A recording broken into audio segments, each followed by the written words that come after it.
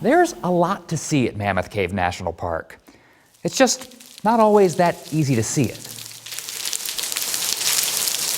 But add a little light, and an entire underground world is illuminated.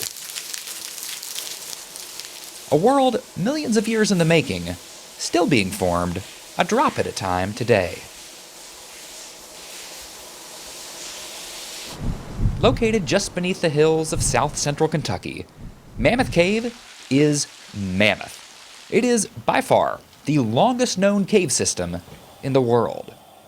We've discovered more than 405 miles of passageways.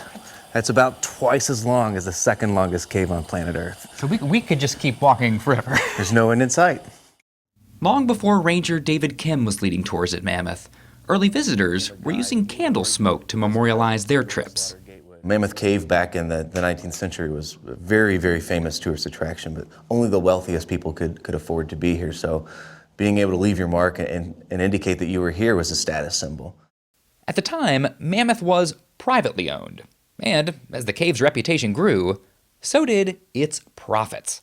The steady stream of visitors prompted nearby farmers to take another look at the holes in their backyards. You could get paid by building a few steps and buying a few lanterns and telling some stories underground, and the people were willing to do it.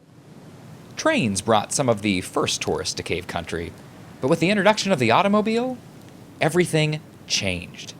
1904, the first automobile arrived at Mammoth Cave, and now suddenly the railroad's no longer in charge of where you go on your tour. Today, the drive into Mammoth is a quiet, scenic journey. But 100 years ago, it was anything but. It was a time known as the Kentucky Cave Wars. Owners of nearby caves flooded the road, trying to direct a bit of Mammoth's traffic in their direction. Are you just getting swarmed by these guys? You are getting hit at every intersection. There were booths along the road, and they were expected to approach every car. Signs promising official cave information were designed to confuse travelers headed to Mammoth, as were similar-sounding cave names like Colossal Caverns. By the time you figured it out, you'd already paid your tourist dollars, and they've got your money in their pocket, and sorry about your luck. Keep on driving. You go see Mammoth Cave down the road. At the very end of the road was Crystal Cave, owned by the family of renowned cave explorer Floyd Collins.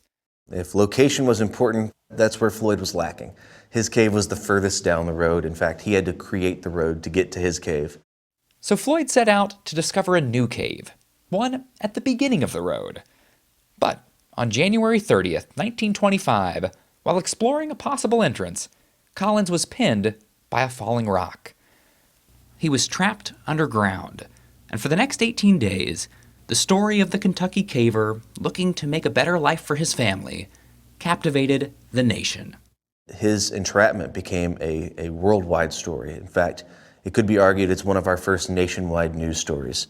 January and February of 1925, the whole nation watched. Radio was new. Congress was halted several times so they could listen to what was happening to old Floyd down in Kentucky. Floyd never made it out of the cave. He died just before rescuers were able to reach him.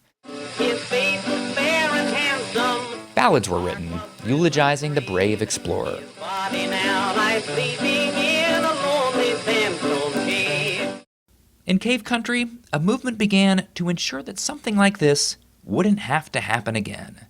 They wanted to see something done about this. They wanted Mammoth Cave to be remembered the way that they had remembered it before all this ugly stuff had started. And so they wanted it protected.